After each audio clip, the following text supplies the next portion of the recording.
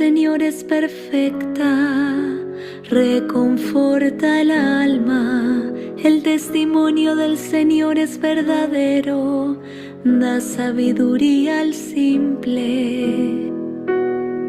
Señor, tú tienes palabras de vida eterna.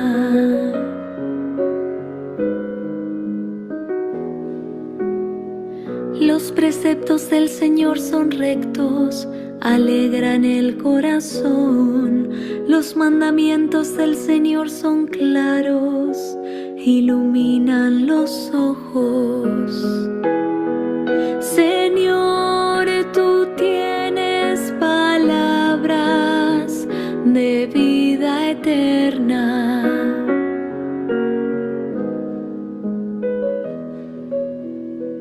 La palabra del Señor es pura, permanece para siempre. Los juicios del Señor son la verdad, enteramente justos. Señor, tú tienes palabras de vida eterna.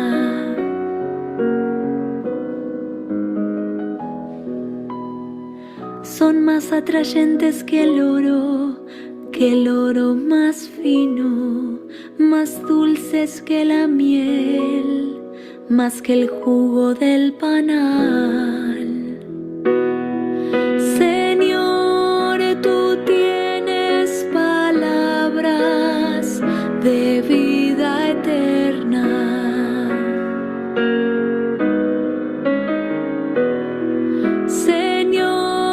Tú tienes palabras de vida eterna.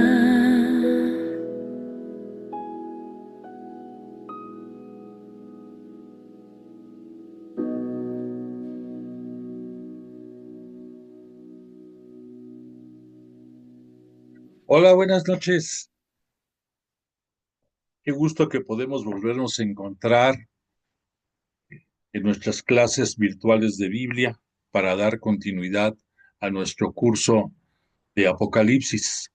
Vamos a agradecerle primeramente a Dios su misericordia y para todos nosotros, y a través de Jesús de Nazaret darle alabanza, porque Él es el que permite que todo suceda en este mundo, comenzando por nuestra propia vida. En el nombre del Padre, del Hijo y del Espíritu Santo. Amén. Padre nuestro que estás en el cielo, santificado sea tu nombre. Venga a nosotros tu reino. Hágase tu voluntad en la tierra como en el cielo. Danos hoy nuestro pan de cada día. Perdona nuestras ofensas, como también nosotros perdonamos a los que nos ofenden. No nos dejes caer en la tentación y líbranos del mal. Gloria al Padre, al Hijo y al Espíritu Santo, como era en el principio, ahora y siempre, por los siglos de los siglos. Amén. E invocamos al Espíritu Santo y decimos: oh Espíritu Santo, don de Dios y fuerza de lo alto, fuente de agua brotante de vida eterna, desciende y mora en nuestros corazones. Haznos verdaderos adoradores del Padre. Condúcenos a la plenitud de la verdad y transfórmanos en testigos de Jesús para llevar su nombre hasta los confines de la tierra. Amén. Bueno, pues como siempre agradecidos con Jesús de Nazaret y con el Espíritu Santo de que nos tienen la misericordia de acompañarnos en nuestro salón de clases. Hoy, por cierto, en una manera fortuita, transmitiendo en otro rincón de la casa. Disculpa, no se podía en donde de costumbre. Bueno, pero como siempre, tío, agradecidos, vamos a, vamos esta noche en nuestra intención particular a pedir por todos los damnificados de dos grandes zonas en nuestro globo terráqueo, a manera nacional, por las que están sufriendo en Reynosa, en Tamaulipas, consecuencias de inundaciones, lluvias torrenciales, deslaves, una gran tragedia que pues además de que pone en peligro muchas vidas, pues es el sustento, sus cosechas, todo, una gran tragedia. Y en Myanmar, en la parte asiática de este globo, por el triste episodio que sufrieron con el sismo de días pasados, un sismo de 7.7 y para ellos que no están preparados, catastrófico. Eh, no sé, en el día de hoy yo veía que estimaban las víctimas en un nivel de 2.000 personas y que posiblemente podía crecer esa cifra.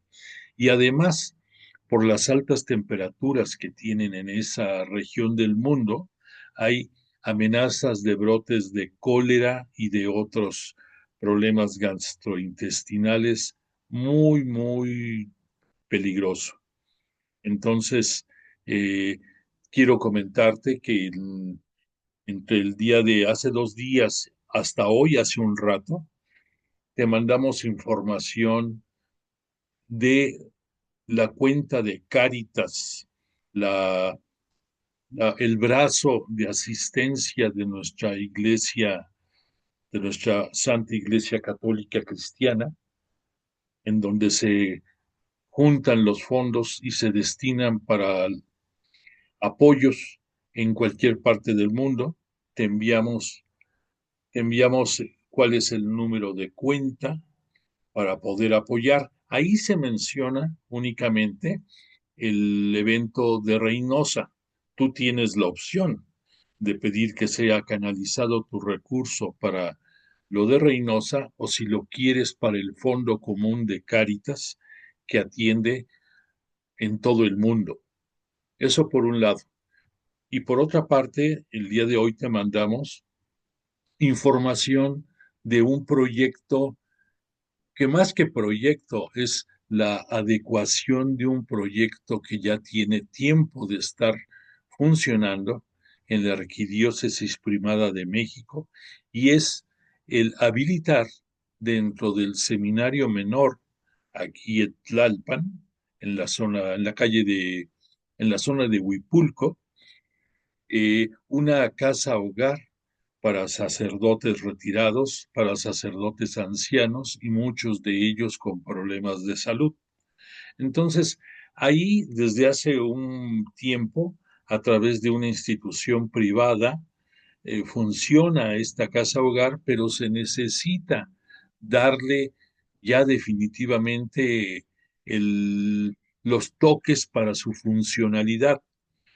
Entonces hay que hacer inversiones en nivelar pisos, en poner rampas para sillas de ruedas, en poner camas hospitalarias en todos los cuartos, en tener personal calificado, en fin, tú sabes todo lo que conlleva, lo que debe de tener una casa de retiro para adultos mayores. Y entonces también ahí se está pidiendo la colaboración. La finalidad por la que te comento de estos dos proyectos, de estos grandes proyectos de asistencia y de caridad, es porque si tú no tienes una idea en esta cuaresma, en la preparación que estamos haciendo todos, además de tu oración, además del ayuno, además de los sacrificios que tú puedes hacer, recuerda que la limosna es muy apreciada siempre y tiene doble relevancia en esta época previa a la Semana Mayor, en la Cuaresma. Entonces, la intención es que si tú no tienes en mente qué obra puedes hacer que deje huella y que sea, pudiéramos decir, una aportación con causa, pues ahí te estamos dando dos opciones. Puedes tener tú otras más en tu mente. Lo importante es que no dejemos ir la oportunidad de dar servicio a los demás y de hacerlo en esta época en que nos estamos preparando para vivir como es debido nuestra Semana Santa. Por lo tanto, te invito a que tú veas esa información que te mandamos y, de ser posible, colabores y cooperes dentro de tus posibilidades generosamente. Tómalo en cuenta.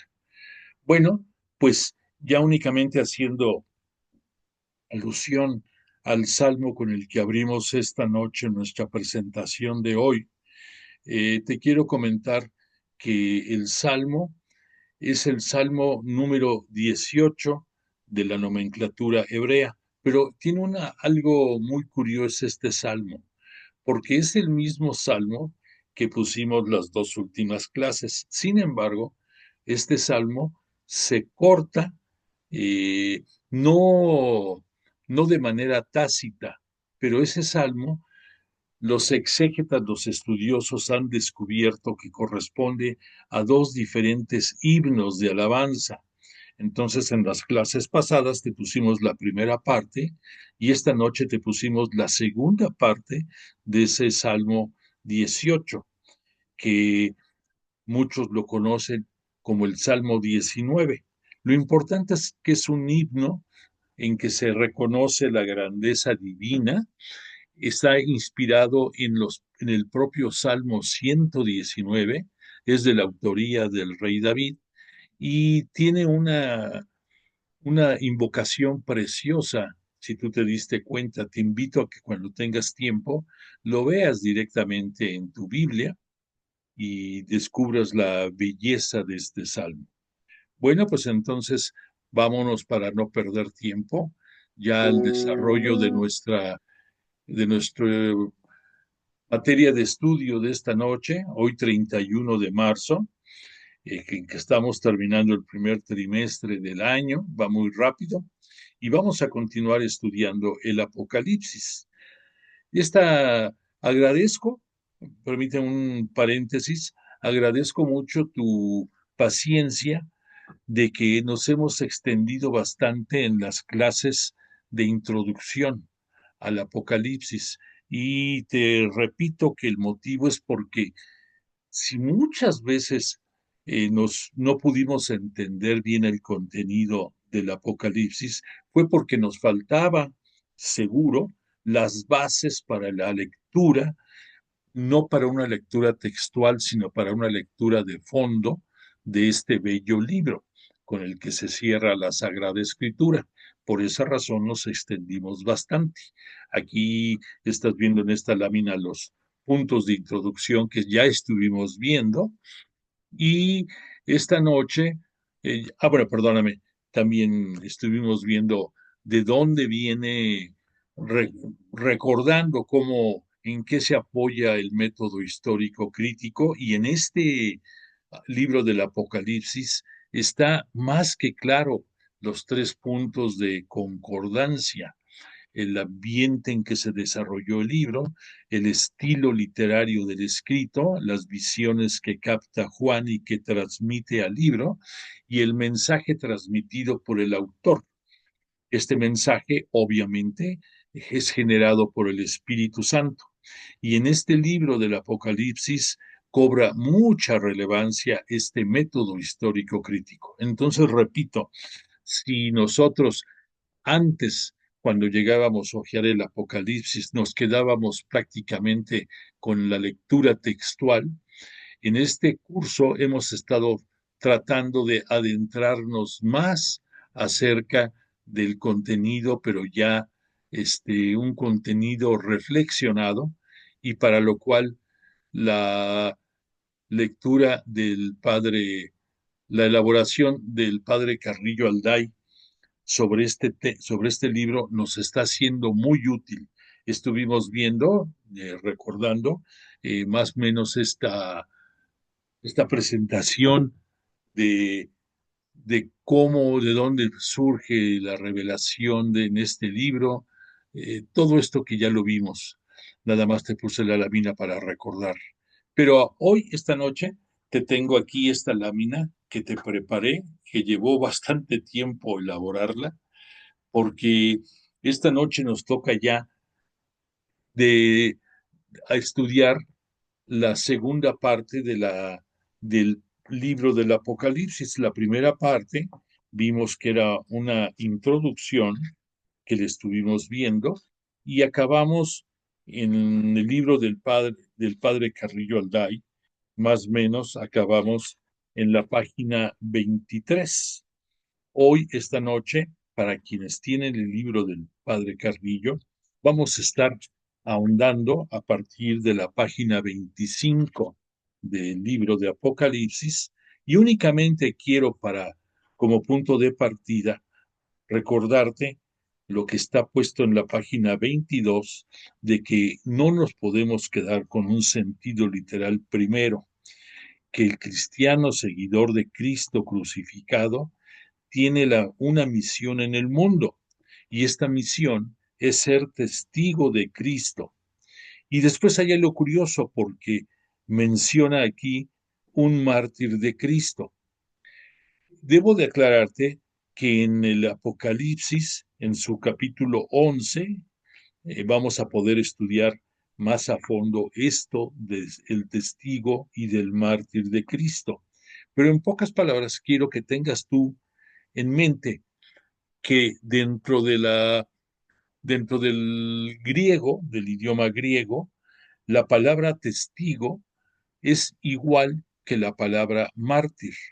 Por esa razón, en el desarrollo de este libro, vamos a estar viendo que los mártires son testigos de Cristo, testigos de Dios también. Y por lo tanto, aquí hay que valorar hasta dónde llega el compromiso de ser testigo, porque ellos terminan, muchos de ellos, ofrendando su vida por la fe, ofrendando la vida abrazados en Cristo. Pero entonces no nos confundamos cuando veamos en el desarrollo del libro la palabra testigo y la palabra mártir. La mejor prueba de esto, para que lo entiendas, vamos a ver en el desarrollo de Apocalipsis que Jesús, el Cristo, nuestro Cristo y Señor, nuestro Mesías, Él fue un gran mártir, definitivamente. Entregó hasta la última gota de su sangre. Y vamos a ver por nosotros, por la remisión del pecado. Y vamos a ver aquí en el desarrollo del libro del Apocalipsis, el que Jesús también se le reconoce como el testigo fiel. Entonces tú únicamente amarra estos dos conceptos en la persona de Jesús, nuestro Cristo y Señor, y te quedará más claro si Él es el testigo fiel y es el mártir más grande que puede haber en la historia de la humanidad, pues ya tienes claro que es lo mismo, que son sinónimo una palabra de otra. Por lo tanto, aquí lo que es importante es que Jesús, por única vez, entregó su vida, entregó hasta la última gota de su sangre, y Jesús, ahora, después de ese momento, vive victorioso, vive en el cielo en toda la gloria y poder. El, lo que en su momento el profeta Isaías nos dijo, refiriéndose en el libro del Immanuel, del libro en que anunciaba la venida del Mesías, ese Immanuel, que significa Dios con nosotros, lo dijimos, pero te lo quiero recordar ahorita, que se cumple cabalmente en Jesús. Que muchas veces decíamos, bueno, ¿por qué si en la profecía dice que va a ser el Immanuel, el Dios con nosotros, ¿por qué le pusieron Jesús? Ya recordamos que la palabra de Jesús, Yeshua en hebreo, significa, eh, significa sal, el que salva, el que libera, para que tengas una idea más clara, sí, el que nos va a dar vida eterna, el Mesías, el Cristo. Pero la palabra Immanuel es Dios con nosotros. Entonces, ya después de que fue la gloriosa ascensión de Jesús a los cielos, para ser glorificado primero, y después de su resurrección, para tener todo el reconocimiento de parte de Dios Padre, desde entonces te queda más claro que la palabra Immanuel sí es correcta también, porque es Dios con nosotros. Él nos prometió estar hasta el último día de este mundo, y lo cumple, lo está cumpliendo, y la palabra de Dios es, es veraz, es contundente, Él no falla. Podemos nosotros fallar, pero Dios ni Jesús, que son iguales en su grandeza, ellos no fallan. Entonces, por esa razón, nada más te lo quería recordar para poder ya abordar mejor el libro. Es importante otros dos conceptos. En primer lugar, que tengas muy en cuenta que en el libro del Apocalipsis es prácticamente una liturgia continua, una liturgia constante, y es una liturgia celestial, porque mucho de las narrativa del Apocalipsis se le está dando alabanza, se le está dando gloria a Dios y a Jesús, el testigo fiel, nuestro Mesías y Señor, estando ellos en los cielos, obvio, están en los cielos, y entonces por eso es una acción litúrgica constante.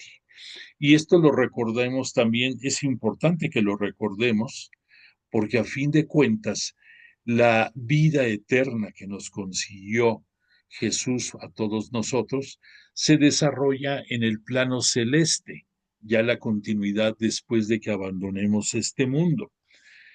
Y tanto en el credo de los apóstoles como también, este, pudiéramos decir, una oración que es muy común, no recuerdo cómo se llama, pero la que es alma de Cristo, sálvame, cuerpo de Cristo, en fin, esta hermosa oración que tú la ubicas, me vas a decir a alguien seguramente cómo se llama ahorita, ¿qué es lo que cita dentro de su contexto? Que le pedimos que cuando llegue la hora de nuestra muerte, Él nos llame para poderle dar gloria con sus ángeles y con sus santos. Entonces, ¿dónde le vas a dar tu gloria con los ángeles y con los santos? Pues en el cielo. Y por lo tanto, esa liturgia celestial la estamos viviendo y preparando desde este mundo, desde a nivel terrenal, pero esto nos aclara el por qué en el Apocalipsis es una constante liturgia celestial. Por otra parte, ya vamos a entrar a otro punto ya nada más final, que es que el prólogo del libro del Apocalipsis, ya lo vimos, ya lo leímos, es un prólogo en que se en que se dedica a ensalzar la figura de Dios y la figura de Jesús como Cristo, y esto lo vamos a ver en el desarrollo de todo el libro con mucha frecuencia y más recordando que Juan es experto en amarrar todas las verdades importantes que nos cita en el Apocalipsis de acuerdo a los números bíblicos. Recordemos que el número 7 es la plenitud. Entonces, vamos a ver que muchas de las expresiones, las oraciones, las situaciones como esto que vamos a ver ahorita, las iglesias son 7, vamos a ver que nos cita mucho al Espíritu Santo, que tiene 7 dones, nos cita en este prólogo que la primer bienaventuranza que vamos a encontrar en este libro es el escuchar, el oír. Eh, Aquí nos está refrendando este Juan que lo que ya conocemos nosotros, que la escucha y el ver son los dos verbos de acción para la comprender y vivir nuestra fe, en el Apocalipsis cobran especial relevancia, porque de verdad, en primer lugar, dichoso Juan, el escritor de este libro, en interpretar las visiones que tiene, pero también dichosos nosotros, porque lo que ya él puso en papel, lo que él puso en idioma griego para presentarnos este libro, es una bendición completamente. Y a lo largo del libro del Apocalipsis vamos a encontrar las restantes 6 bendiciones. Entonces, nada más recalco, eh, Jesús nos va a presentar por, Bueno, perdóname, para que partamos bien. De acuerdo al prólogo, Dios Padre le revela a su Hijo, Jesús el Cristo, nuestro Mesías y Señor, le revela todo lo que quiere que sepamos nosotros. Entonces Jesús lo va a hacer, pero lo va a hacer utilizando a un ángel, que un ángel, ya lo sabemos perfectamente, es un mensajero de Dios. Y por lo tanto también por la divinidad celeste de Jesús, también los ángeles están a su servicio. Por lo tanto, este ángel va a ser el que le va a estar dictando, el que le va a estar presentando las visiones a Juan y el que le va a decir que vea y que escriba lo que va a ver. Entonces ahí está utilizando otro verbo que nos refrenda que la vista para Juan y para todos nosotros es uno de los dos verbos vitales para entender todas las escrituras y muy especialmente el Apocalipsis. Por otra parte, quiero recalcar que Jesucristo, aquí te digo Jesucristo en una sola palabra, nada más como breviario cultural. Lo correcto es decir Jesús, el Cristo, en dos palabras, mas sin embargo en ciertos momentos, incluyendo aquí en este libro, va a aparecer como una sola palabra. Raro, pero sí, aquí Juan nos va a hablar en ciertos momentos que en la revelación de Jesucristo, en una sola palabra, y por supuesto Jesucristo con mayúscula, nos va a presentar lo que pronto va a suceder. Y tenemos que tener cuidado en darle un sentido correcto a lo de pronto va a suceder. En primer lugar, para Dios, la palabra pronto no tiene una determinada calificación en cuanto al número de días, de años, de espacio de tiempo. Recordemos que Él es eterno y por lo tanto es no hay tiempo para Dios, pero nosotros mortales, desde un principio, la tradición apostólica fue manejando que la parucía en la segunda venida gloriosa de Cristo nuestro Señor iba a ser en breve tiempo. Eso fue lo que ellos escucharon de parte del Maestro y también lo que el Espíritu Santo les está diciendo, pero ellos no alcanzan a entender esa, ese concepto de que puede ser ese pronto, puede significar años, siglos, no sé, muchísimo, y no pierde la validez de la palabra pronto. Entonces, tenemos que tener cuidado de interpretar correctamente esto de que cuando escuchemos pronto va a suceder, no pensemos en que va a ser en unos cuantos días ni en unos cuantos años. Por otra parte, la palabra de Dios y de Jesucristo, ya dijimos, son iguales. Dios Padre es el verbo. Verbo es similitud de palabra.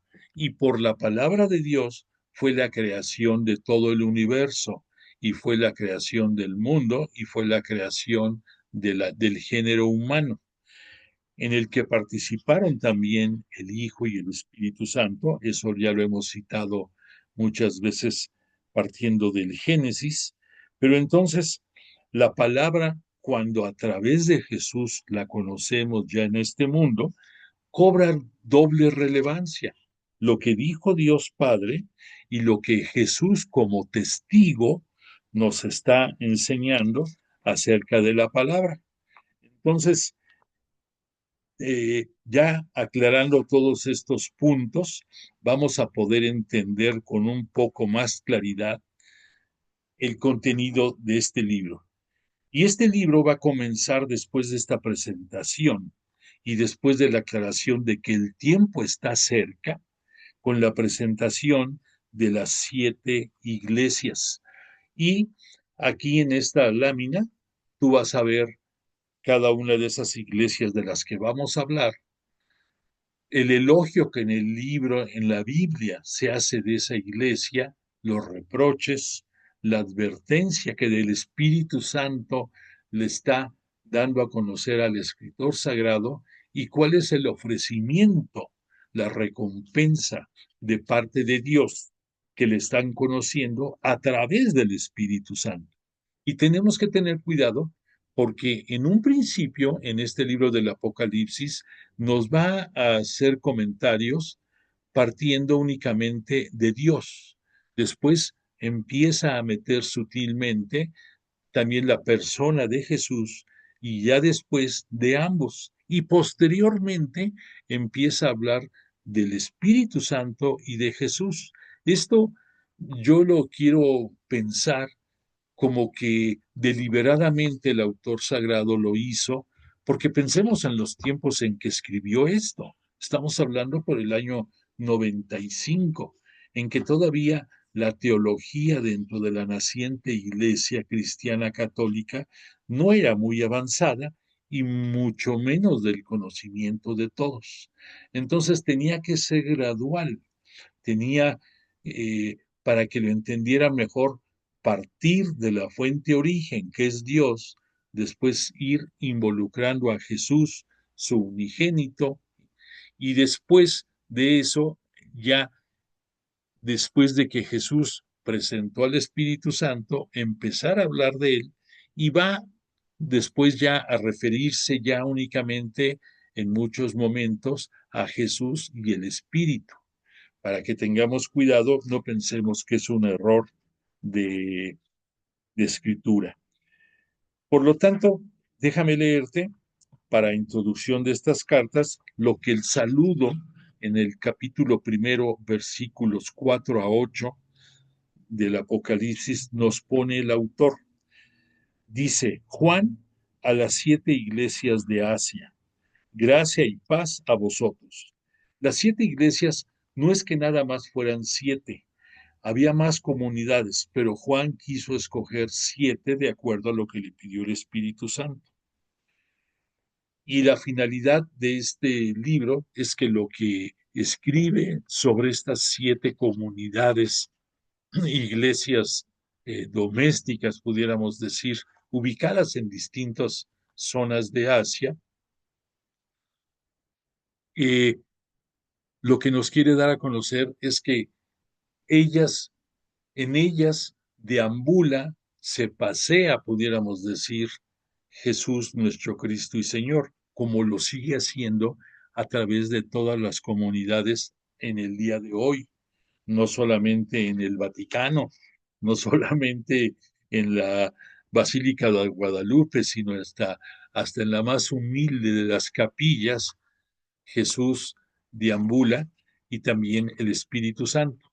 Y los mensajes que nos quiere dar a conocer lo va a hacer a través del Espíritu Santo. Y en este libro del Apocalipsis, esta entrada de gracia y paz a vosotros se va a repetir con las 7 iglesias. ¿Y por qué comienza con esto de gracia y paz? Por un lado, piensa, tú cuando fuiste bautizado, recibiste por el Espíritu Santo dones. Esos dones, la palabra don es similar a gracia, es similar a regalo. Y cuando tú esos dones los pones al servicio del prójimo, pasa a ser un carisma. Y por otra parte, ¿cuál fue la palabra con el que Jesús se apareció y se dirigió a sus apóstoles después de resucitado y con muchas personas? Lo primero que decía, Shalom, la paz esté con ustedes. Entonces, el hecho de que aquí veamos que el saludo es gracia y paz a vosotros, significa que nos está saludando el Espíritu Santo y nos está saludando Cristo, nuestro Mesías y Señor. Entonces, vuelvo a decir, Juan a las 7 iglesias de Asia, gracia y paz a vosotros, de parte de aquel que es, que era y que va a venir. Esto ya hemos hablado, el que es porque desde que fue la primera alianza, ya hablamos que Dios Padre se presentó ante Moisés como yo soy, y que Moisés en su capacidad habló con el faraón y le dijo que los mensajes que traía eran de parte de él. Él es, así lo entendió Moisés, que después en el hebreo, por carecer de vocales, el hebreo antiguo, surgió la palabra de Yahvé, pero sin vocales. Y lo que significa eso es que significa Él es, o sea, una manera similar de decir Dios es yo soy, entonces en Yahvé Él es.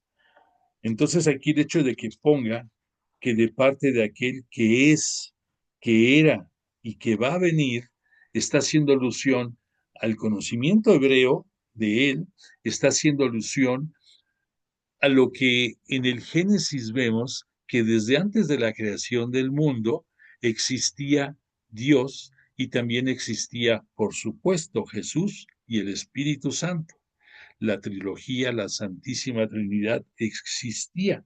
Entonces, por eso es válido que veamos aquel que es, que era, porque desde que antes de la creación del mundo era, y así va a seguir siendo hasta que va a venir, hasta la parucía. Entonces ya entendemos más claro por qué esta expresión, aquel que es, que era y que va a venir, de parte de los 7 espíritus que están ante su trono.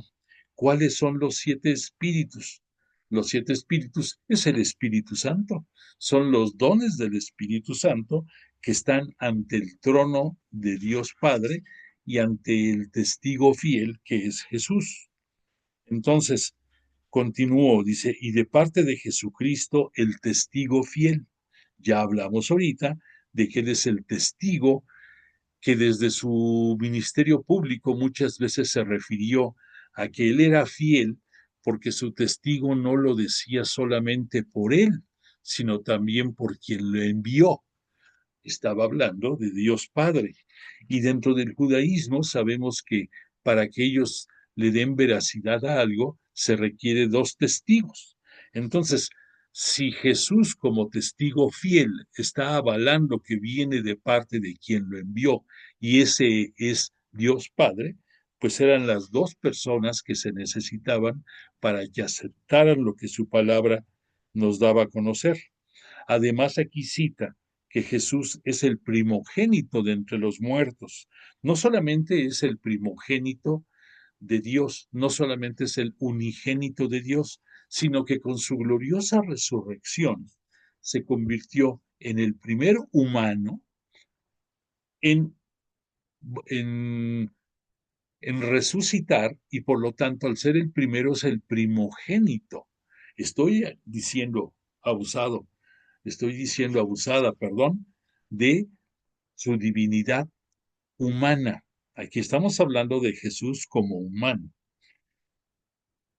Y entonces, por lo tanto, sí es cierto el decir el primogénito de entre los muertos, el príncipe de los reyes de la tierra. Aquí eh, tenemos una gran diferencia. El enemigo acérrimo de Jesús es el demonio, Satanás, y a él tristemente lo conocemos a Satanás en la Biblia como el príncipe de este mundo. Y entonces decir, bueno, y aquí se refiere a Jesús, a nuestro Cristo, como el príncipe de los reyes de la tierra. Entonces, aunque tú digas, tienen la misma categoría, no, está por encima este Jesús por ser el Hijo de Dios. Sin embargo, aquí nos lo ponen que a nivel terrenal, dentro de cualquier imperio, nación o lo que hubiera, y como era usual en aquellos tiempos, estaban gobernadas por reyes, había alguien que estaba por arriba de todos esos reyes, y es Jesús, y se refiere a él como el príncipe de los reyes de la tierra. Nosotros sabemos que cuando fue su glorificación, él lo pasó su padre como a rey del universo, o sea, rey. Pero aquí el autor sagrado nos lo presenta como el príncipe de todos los reyes, el que está arriba. Obvio, yo quiero pensar que le pone el príncipe porque el príncipe es el heredero regio, es el heredero real, y Jesús es el heredero de Dios Padre. Entonces yo quiero pensar que por esa razón así lo puso Juan en este libro. Y dice, al que nos ama y nos ha lavado con su sangre de nuestros pecados. Ya sabemos, a través de la entrega hasta de su última gota de sangre, nos redime del pecado. Y cuando es traspasado su corazón y de él brota sangre y agua, ahí es la manifestación del Espíritu Santo que nos lo está dando para que Él sea quien nos acompañe en este mundo hasta el final de los tiempos. Continuó refiriéndose a Jesús, al testigo fiel, al que nos ama y nos ha lavado con su sangre de nuestros pecados, y ha hecho de nosotros un reino de sacerdotes para su Dios y Padre. ¿Por qué esto? Porque ya lo estudiamos en la epístola a los Hebreos. Este Jesús, una vez que fue glorificado, Él está en el cielo y desde ahí Él es testigo de todas las, las remembranzas que se hace de su sacrificio en cada una de las liturgias, en cada una de las Eucaristías. Pero por lo tanto, si Jesús a través de sus apóstoles, por un lado, fue dictando las normas a las que se debían de ceñir los presbíteros y los obispos, nosotros como bautizados, también dentro de los dones que recibimos, nos permiten el que podamos llevar a cabo la tarea de ser sacerdotes, de ser reyes y de ser profetas. Ya hemos hablado de eso. Entonces, todos, tanto los ministros, los pastores y nosotros, todos tenemos la capacidad para pertenecer a esta iglesia que es el reino de sacerdotes para su Dios y Padre, para que demos alabanza y gloria a Dios Padre y a su unigénito, a Jesús nuestro Cristo y Señor. Y cierra aquí el autor poniendo a Él la gloria y el poder por los siglos de los siglos. Amén. Entonces, este saludo, vemos, ya cuando lo examinamos y lo desmenuzamos, vemos la grandeza de términos que utiliza y que esto va a ser recurrente en todas las cartas que manda a las 7 iglesias. Y después dice el propio autor sagrado, mirad, viene acompañado de nubes, todo ojo le verá, hasta los que le traspasaron, y por él harán duelo todas las razas de la tierra. Sí, amén. Entonces aquí, al decir que mirad, viene acompañado de nubes, es el anuncio de cómo será la escena de la parucía en que sobre una nube viene Jesús con toda su gloria y poder como juez a juzgar a todos los vivos y muertos en ese momento de la parucía. La nube es una representación, ya lo hemos visto, del Espíritu Santo, igual que lo es el fuego, igual que lo es el agua, igual que lo es el viento, y lo vamos viendo en diferentes etapas dentro de la historia sagrada. Aquí concretamente para que nos ubiquemos, cuando estuvieron en el desierto, porque tiene mucha relación con el Apocalipsis, ¿qué elemento del Espíritu Santo siempre estaba presente? La nube. En el día les daba sombra para soportar las altas temperaturas del desierto. Por las noches les daba calor porque era una nube como especie de fuego y era el Espíritu Santo que estaba acompañando al pueblo elegido de Dios. Entonces, cuando dice aquí que va a venir y lo van a ver hasta lo que le traspasaron, tiene doble significado. ¿Quién fue el reino que a fin de cuentas lo condenó a muerte? El reino de Roma, a través de Pilato. Y dentro de esos romanos hubo un soldado que después de que Jesús expiró, a los dos, eh, a los dos ladrones que estaban a su diestra y siniestra de Jesús, les quebraron las piernas para propiciar su rápida muerte. En el caso de Jesús, vieron que la apariencia era de que estaba muerto y únicamente entonces el centurión o el soldado que traspasa su corazón y que es testigo de cómo mana sangre y agua de su corazón, él es también romano. Por esa razón, como tú lo quieras ver, cuando aquí dice el autor sagrado, lo verán hasta los que le traspasaron, pues es el pueblo de Roma, el imperio romano y el propio soldado que le traspasó.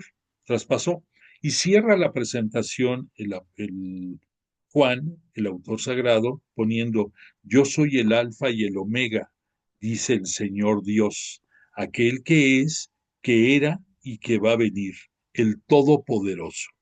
Aquí, ya nada más para cerrar, pues sabemos que el alfa y omega es la primera y la última letra dentro del abecedario griego, que el libro del Apocalipsis fue escrito en griego y que por esa razón utiliza esta expresión. Pero el sentido no textual, sino el sentido segundo, es que entendamos que el Todopoderoso, como aquí lo cita, existe desde siempre, desde antes de la creación del mundo y hasta el final del mundo. Por eso es el alfa y el omega. Y es el todopoderoso porque tanto Jesús como Dios Padre comparten sus omnisciencia, comparten, la omnisciencia quiere decir la sabiduría, comparten también la omnipotencia, que quiere decir que no hay nada que no puedan hacer ellos, y comparten también la omnipresencia, que pueden estar en muchas partes al mismo tiempo, sin importar distancias ni tiempo físico. Por lo tanto, ya después de esta introducción, vemos que las 7 iglesias que Juan escogió se encuentran, como dijimos, en la provincia de Asia. Aquí tenemos a las 7 iglesias a las que va a enviar su carta. ¿Y por qué ya dijimos 7? Pues porque él quiere atar al número 7, que significa plenitud, este testimonio. La va a hacer esta descripción partiendo de la comunidad de Éfeso y después va a ir subiendo. Aquí por este lado va a seguir con Esmirna y Pérgamo y luego va a ir descendiendo Tiatira, Sardes, Filadelfia y la Odisea. Es el orden que va a seguir este Juan. Entonces, para que nos ubiquemos, ¿cómo va a estar esto? Entonces ya después de que vimos esta introducción, ya podemos entender por qué el Padre y el Hijo tienen las mismas potestades y en la presencia del Espíritu Santo el por qué aparece también. Por lo tanto, nada más para acabar de reforzar esto, quiero decirte acerca de la personalidad de Jesucristo, que el autor del Apocalipsis nos va a dar 3 puntos vitales refiriéndose a su persona. En primer lugar, nos va a hacer de nuestro conocimiento de que Jesús, el Cristo, es el Mesías. ¿Por qué? Porque es el Salvador, es sí, es sinónimo de Mesías, la palabra Salvador, que es también el testigo fiel. Ya hablamos que testigo significa mártir también, y es fiel porque cabalmente nos trajo la palabra de Dios Padre, que nos dio testimonio con su propia sangre, dando oportunidad a que surgiera la nueva alianza del nuevo pueblo, nuevo de Israel, en el cual nosotros los cristianos, junto con los judíos, junto con los gentiles y paganos, agnósticos y todo el resto del mundo, formamos parte. ¿Por qué? Porque lo que Jesús ganó fue para toda la humanidad, no solamente para una etnia o para una raza o para gente de determinada situación geográfica. Es general. Por otro lado, Jesús, ya aclaramos que es el primogénito entre los muertos, es el primer resucitado y que es el príncipe de los reyes de la tierra. Entonces, con relación a nosotros, Jesucristo es en un concepto el que nos ama, el que nos ha liberado de nuestros pecados con su sangre, el que nos ha hecho un reino del cual formamos parte. Y ese reino está constituido por sacerdotes para Dios, o sea, por personas que estemos dándole alabanza, gratitud y veneración a Dios Padre a través de Jesús de Nazaret, a través de nuestro Mesías y Señor. Y por lo tanto, es correcto que se diga la expresión a Él la gloria y el poder por los siglos. Amén. La palabra de amén, ahorita que estamos aprendiendo un poquito más, tiene doble finalidad. Nosotros conocemos amén cuando en alguna oración lo decimos al final como un así sea. O sea, es una forma de que estamos refrendando nuestra disposición a cumplir lo que estamos acabando de pronunciar. Pero la palabra amén también dentro del judaísmo significa que es verdad, que la persona que lo dice es creíble, que es digna, que es veraz.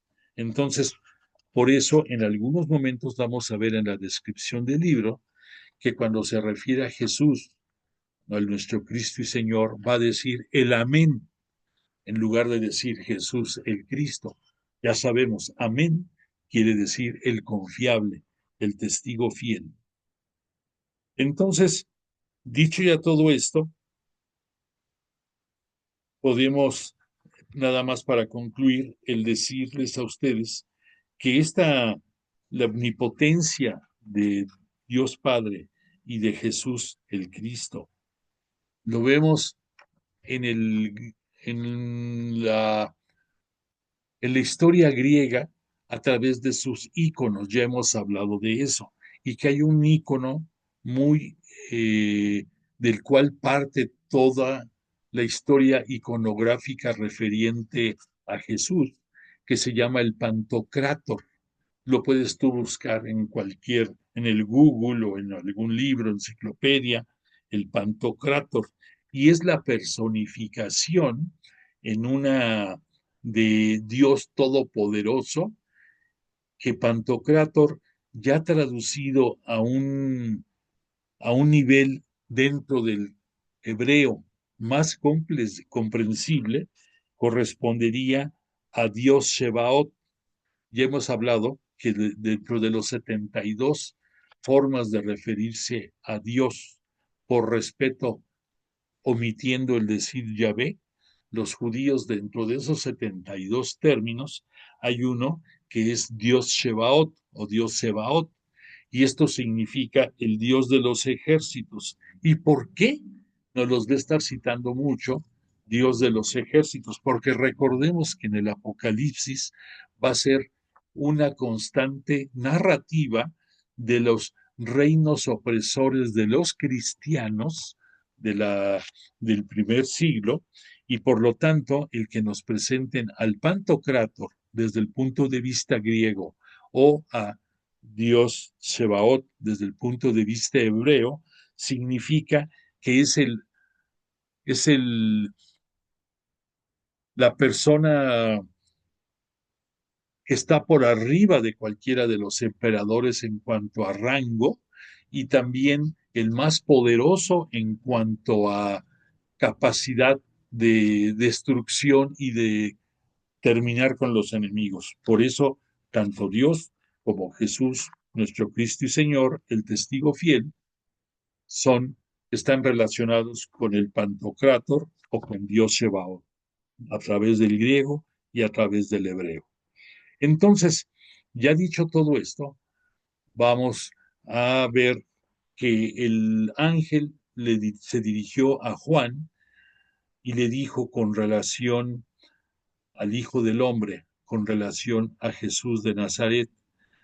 Recuerda que es un ángel que está al servicio de Dios y en este caso al servicio de Jesús. Y este ángel le dice a Juan, yo Juan, vuestro hermano y compañero, bueno, esto lo dice Juan, perdóname, yo Juan, vuestro hermano y compañero de la tribulación, tribulación es un momento de sobresalto, de angustia, de crisis del reino y de la paciencia en Jesús. Yo me encontraba en la isla llamada Patmos. Ya vimos que Patmos está aquí en esta zona frente, casi abajo de Éfeso, y que ahí está pagando condena de extradición este Juan por órdenes imperiales romanas. Entonces dice, yo me encontraba en la isla llamada Patmos por causa de la palabra de Dios y del testimonio de Jesús. Dos cosas importantes, la palabra de Dios es su evangelio, es la buena nueva, y el testimonio de Jesús es el testimonio que Juan como cristiano daba acerca de la imitación que hacía de Jesús, de la imitación de la santidad que todos debemos de hacer. Y luego dice Juan, caí en éxtasis el día del Señor. El día del Señor sabemos que es el domingo. Entonces, ya sabemos, está en Patmos, es un domingo. Y vi detrás de mí oí detrás de mí una gran voz, como de trompeta, que decía, lo que veas, escríbelo en un libro y envíalo a las 7 iglesias, a Éfeso, Esmirna, Pérgamo, Teatira, Sardes, Filadelfia y la Odisea. Esto de que oí como una voz como de trompeta dentro de las tradiciones judaicas, cuando en sus escritos se hablaba de una teofanía, recordemos que teofanía es la presencia de Dios en alguna forma dentro de la historia de la salvación, decían que los ángeles lo anunciaban con trompetas, o sea, como para decir, atención, esto es importante. Y era la presencia de Dios en la tierra. Era una por eso es teofanía, Dios, fanía es aparición.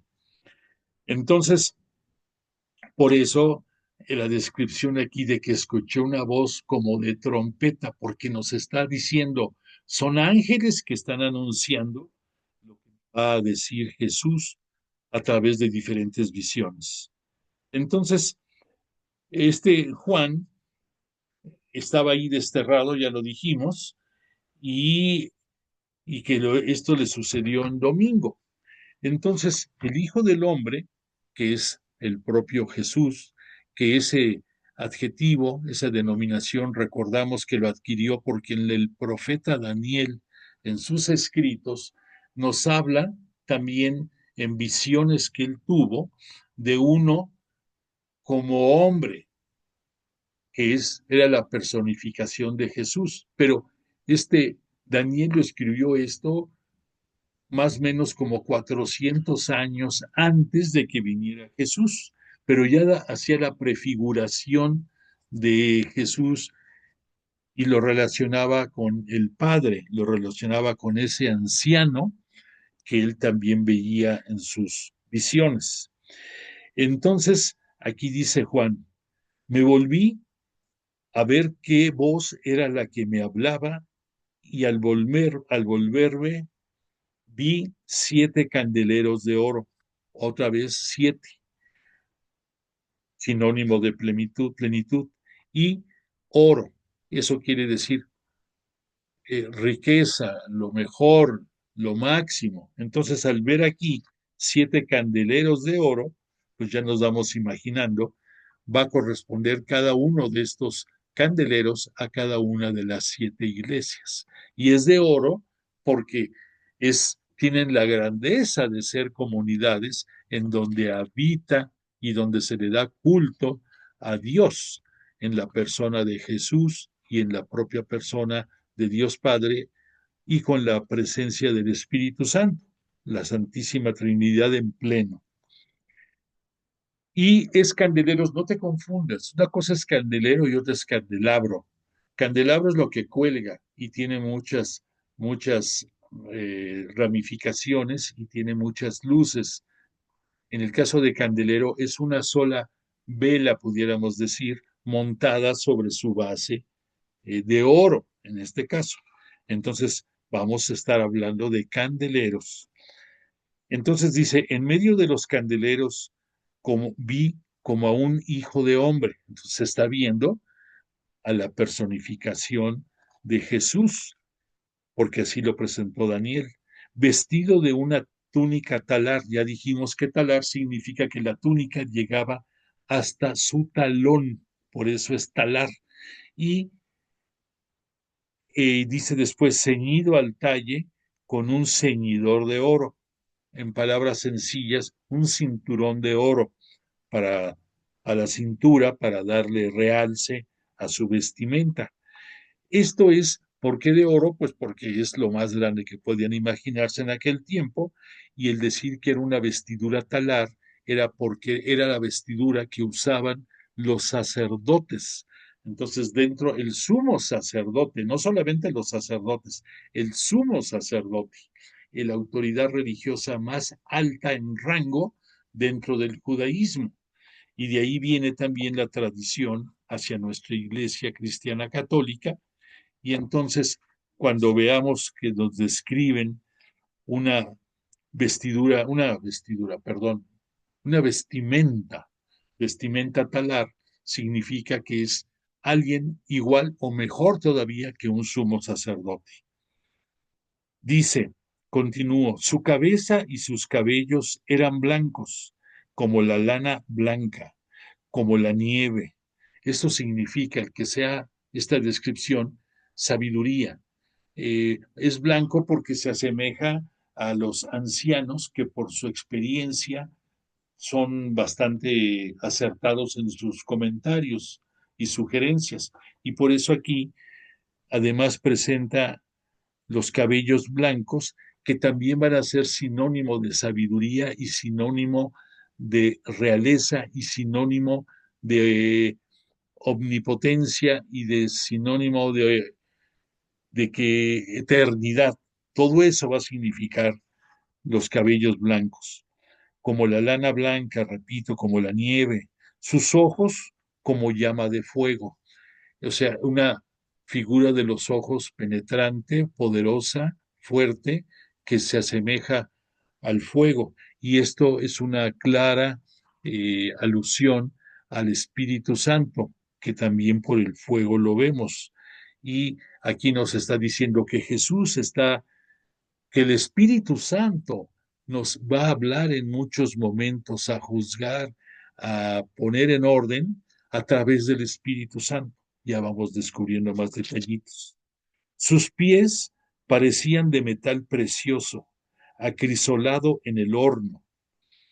Esto significa que sus pies eran de un metal precioso y de un metal fuerte, que le daban contundencia, que no se iba a desbalancear esta figura, que no se iba a caer. Y esto es porque en las profecías de Daniel, él visualizó en diferentes momentos deidades o reyes que tenían, por decirte algo, pies de barro, otros tenían pies de hierro, y eso nos daba una claridad de qué tan poderosos eran. En este caso, refiriéndose a Jesús, nos dice al testigo fiel que sus pies parecían de metal precioso, o sea, de oro, imagínate, acrisolado en el horno. Acrisolado quiere decir, además de purificado en el horno, que ahí había llegado a adquirir la dureza y las características de purificación necesarias para ser lo más precioso dentro de los metales. Y luego dice Juan, su voz era como de grandes aguas. O sea, imagínate, al decir grandes aguas, tú cuando escuchas una caída de agua o un río caudaloso, oyes un ruido fuerte que sin que lo veas, lo escuchas y te habla de una presencia grandiosa, de algo enorme. Pues así es como Juan captaba la voz que escuchaba.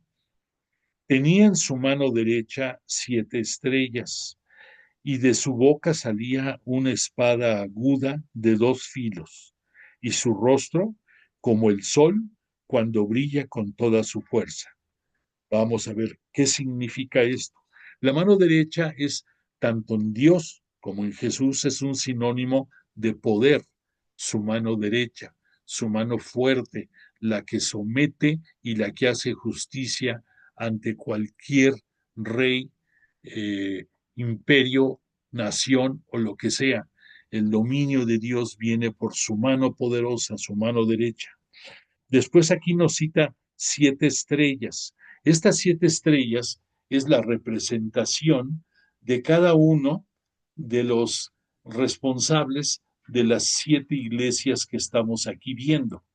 El autor nos dice que puede ser un ángel, y los exégetas también nos dan su opinión de que puede referirse al que dirigía esa iglesia. Probablemente, escucha, probablemente vaya más acorde con la persona humana que dirige esa iglesia. ¿Por qué? Te voy a decir, me voy a adelantar un poquito, porque los ángeles son enviados de Dios. Y dentro del judaísmo tardío, los ángeles tenían una gran relevancia porque para los judíos, a través de ellos conocían muchas verdades de Dios, y también eh, pensaban ellos que cada persona, como todo mundo compartimos, tenemos un ángel de la guarda que nos acompaña en toda la vida. Muchos judíos pensaban que los países, que las naciones también tenían un ángel que las custodiaba, y en este caso lo representan aquí como una posibilidad del ángel de cada una de esas iglesias. Pero entonces lo importante es que en la mano derecha de del Hijo del Hombre tiene las 7 estrellas, o sea, cada una representando cada una de estas iglesias. Y después dice, el Hijo del Hombre es el Mesías de Daniel, nos refrenda aquí que es el que Daniel vio en su capítulo 7, versículo 13 de su libro del profeta Daniel. La túnica ya hablamos de que es el sacerdocio, los cabellos eternidad, los ojos cintilantes es la ciencia divina, sus pies de metal estabilidad, su voz estruendosa, el juicio ineludible, o sea, la contundencia, la autoridad. Tienen su poder las 7 iglesias, que son, ya dijimos, cada una de las estrellas que tienen su mano derecha. Su boca se apresta a fulminar decretos de muerte contra los cristianos infieles. Esto es el sinónimo que dice que de su boca tenía una espada como de doble filo. Y ya lo identificamos nosotros, ya te venía a la memoria, cuando en el Evangelio, eh, refiriéndose Jesús muchas veces, decía que su palabra era cortante como espada de 2 filos. Aquí estás viendo ya cómo amarra lo que nos enseñó Jesús con la visión que está teniendo aquí Juan en este momento. Entonces, en pocas palabras, el Mesías aparece en su función de juez, en su función de ejecutor escatológico, o sea, el que va a impartir la justicia al final de los tiempos de la iglesia, por eso escatológico, con relación a los designios divinos, los designios provenientes de Dios Padre. Cuando lo vi, continúa este Juan diciendo, caí a sus pies como muerto. Él puso su mano derecha sobre mí, diciendo, no temas, soy yo, el primero y el último, el que vive. Estuve muerto, pero ahora estoy vivo por los siglos de los siglos. y tengo las llaves de la muerte y del Hades. Bueno, entonces aquí, pues ya hablamos de parte de lo que aquí nos está citando, de la eternidad de Dios y de Jesús nuestro Cristo y Señor. Por eso yo soy el primero y el último.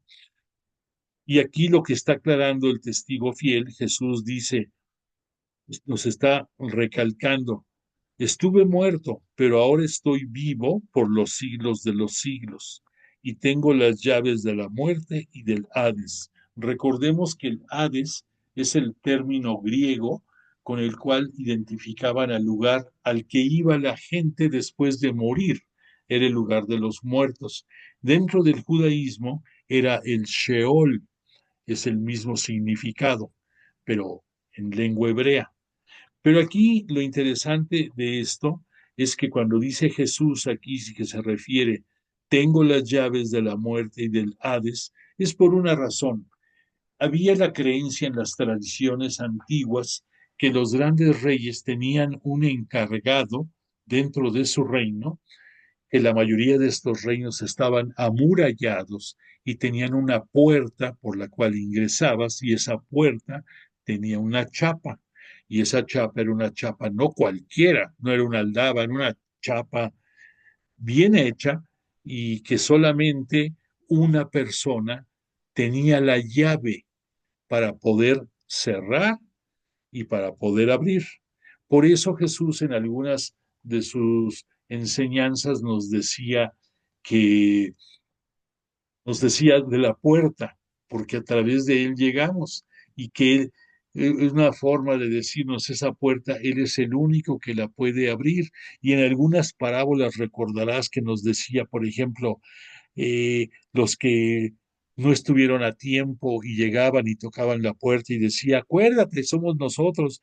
Y él decía, no los conozco. Pero lo importante de esto era que ni él les abría, ni los que estaban fuera podían entrar, no podían abrir.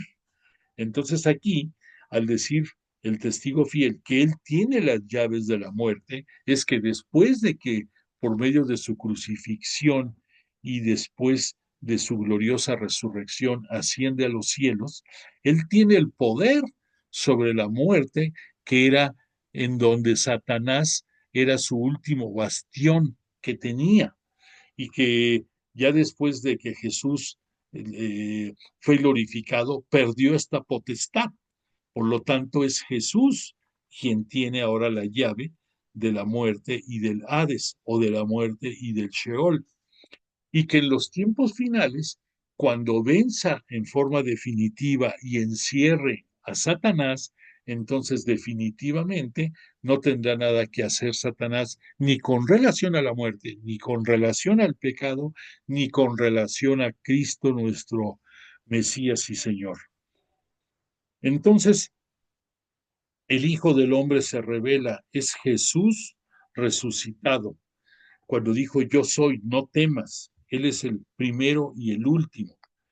Y la orden de que escriba las visiones que va a haber es interesante porque Juan recibe de Cristo a través del ángel la orden de escribir todo lo que va a haber. Y cita aquí el autor sagrado, lo que ya es, o sea que lo que está viendo corresponde a lo que ya es, y agrega también el término lo que va a suceder más tarde. Fíjate cómo está interesante esto, porque lo que ya es una situación concreta, algo que tú puedes validar, algo que puedes constatar, y es lo que está pasando en las 7 iglesias.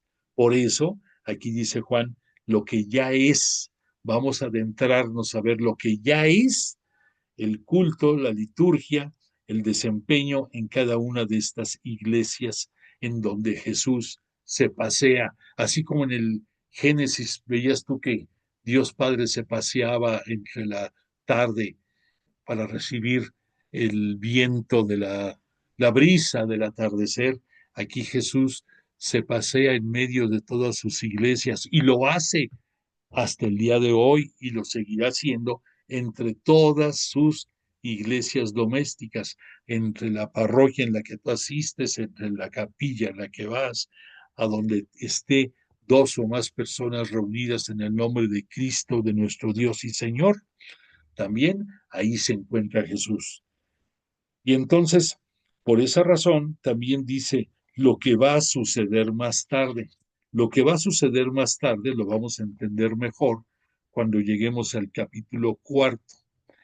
Pero entonces ya, para poder ir concluyendo un poco más para esta introducción, que se nos hace enorme, no acabamos. Dice, la explicación de los misterios de las 7 iglesias y de las 7 estrellas que has visto en mi mano derecha y de los 7 candeleros de oro es esta, pon atención.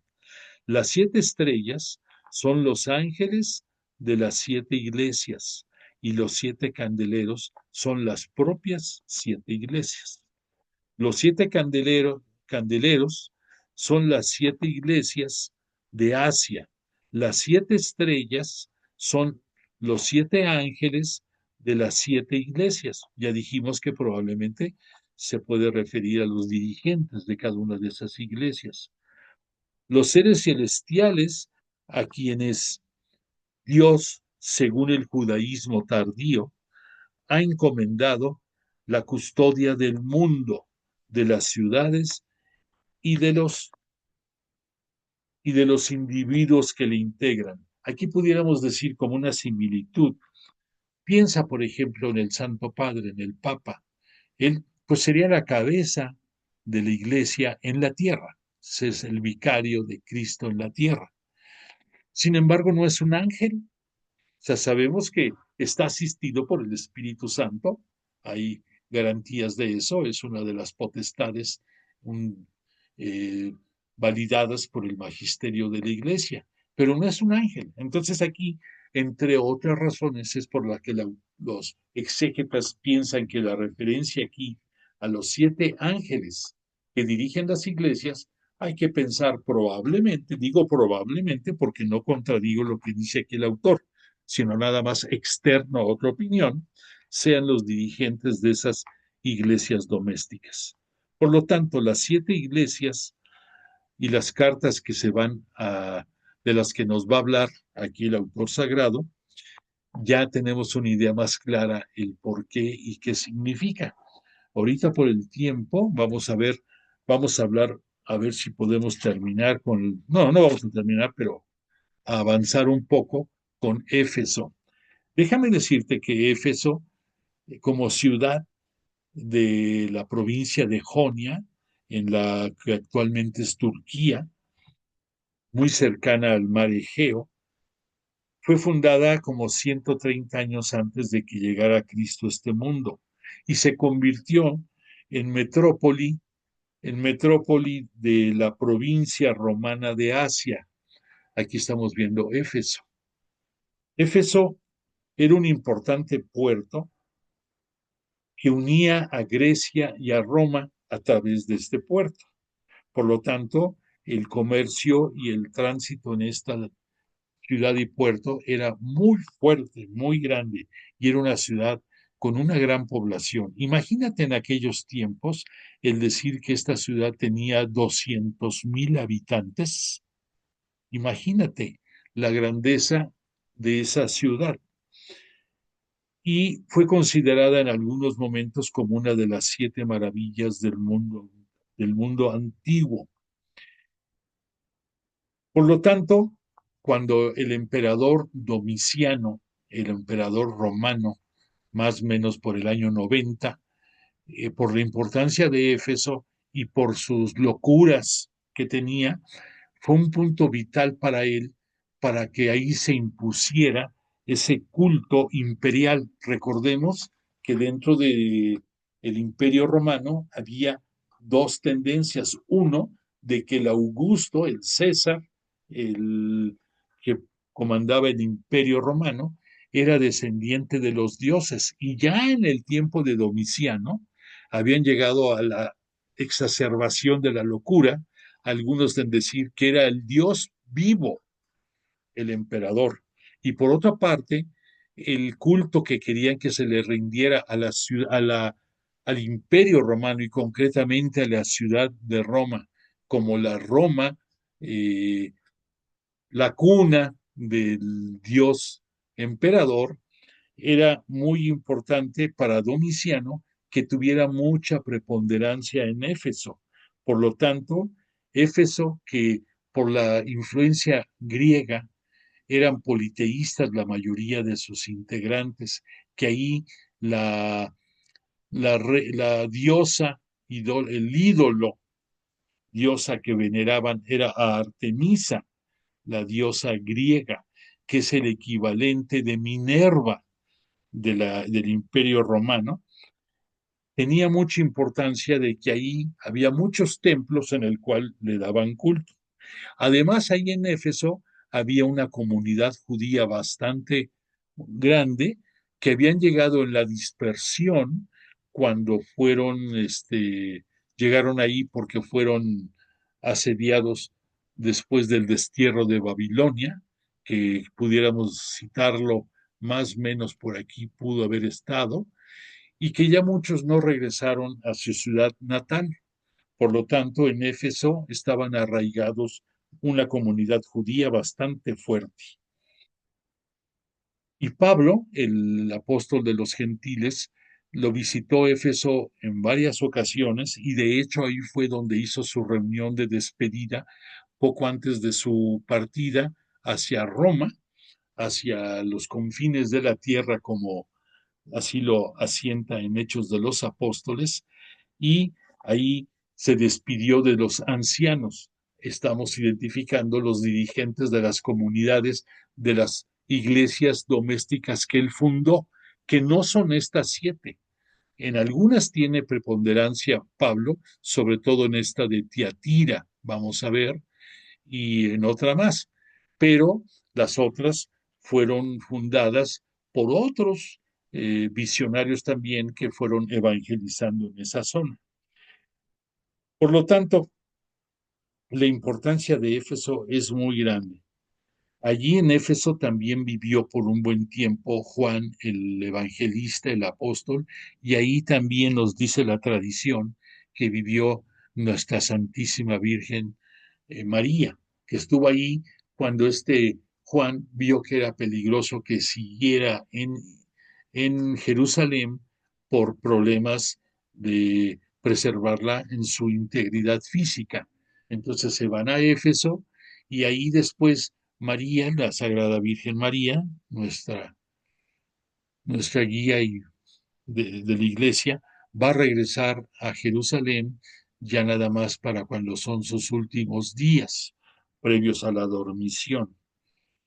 Entonces, todavía para que te ubiques en la importancia de Éfeso, Éfeso ahí en el año 431 se celebró el tercer concilio ecuménico de la Iglesia Cristiana Católica y ahí se tomaron muchas determinaciones importantes, por ejemplo, entre otros, el que se quedara puesto como dogma que María es madre de Dios. Al ser madre de Jesús y Jesús las, la, tener la divinidad, al tener la dualidad hipostática de ser Dios celeste y ser Dios terreno, pues entonces María, al ser su madre, se convierte también en madre de Dios. Por lo tanto, ese dogma fue uno de los puntos importantes que se tomaron en ese año 431 en Éfeso, y otros más. Y entonces ahora comprenderás, si ahí se estaba extendiendo con mucha fuerza la Iglesia Cristiana Católica, pues era natural que se hiciera este concilio. Estamos hablando del tercer concilio. El primero, que no fue concilio, pero lo hemos visto en las historias de Pablo, fue en Jerusalén por el año 51, pero después ya hubo los concilios en que ya participan comunidades de diferentes naciones o de regiones del mundo para tomar acuerdos, el magisterio que en aquel momento existía. Entonces también ahí se volvió dogma el hablar en la iglesia de que Jesús tiene la potestad de precisamente de la divinidad celeste y la divinidad terrestre. Entre otros, esos dos dogmas te hablan de la importancia de ese concilio y que los concilios desafortunadamente siempre traen divisiones. A veces son consecuencia de esas divisiones, a veces son algo para aclarar y definir corrientes que existían previas a la celebración del concilio, pero tienen una importancia vital en el desempeño de nuestra Santa Iglesia Cristiana Católica. Bueno, pues contra todos mis esfuerzos no pudimos entrar a ver más detalle, pero creo que estamos dando pasos seguros. Creo que no importa la rapidez, sino la contundencia de nuestro andar en el estudio de este Apocalipsis, y le agradecemos mucho a Jesús de Nazaret y a su Espíritu Santo que nos acompañan y nos ilustran y nos abren nuestro corazón, inteligencia, el oído, los ojos, nos llenan de su presencia y nos invitan a seguir aprendiendo de ellos. Y yo a ti te agradezco tu compañía, deseo para ti y tu familia que tengan salud, que tengan alegría, que tengan prosperidad y mucha paz en esta semana y por siempre. Y agradezco tu presencia y si Dios lo permite, nos veremos el próximo lunes aquí. Por favor, da constancia de tu presencia y te pondré la canción de cierre. Que descanses. Muchas gracias.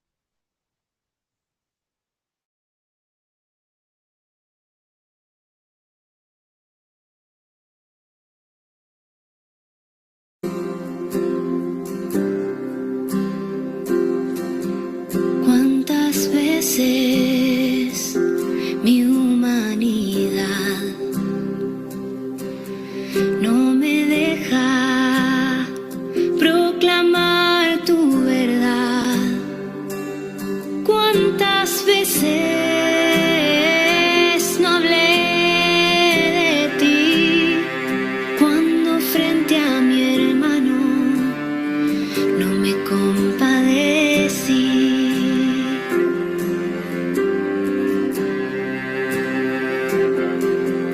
Hoy me enseñas que hay que perdonar y no importa la cantidad, sino ser como tú, que tanto amaste que te diste en la cruz. Yo quiero ser como tú. Quiero que mi vida sea un reflejo de tu luz. Quiero de tu paz en mi interior para ver a mi hermano y perdonar de corazón. Yo quiero ser como tú.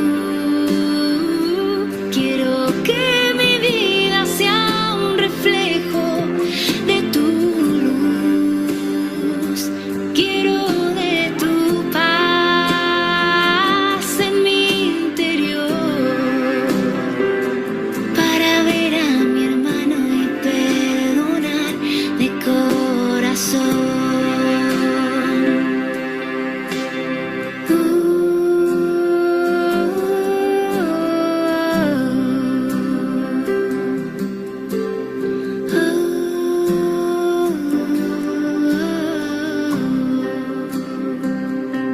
Yo quiero ser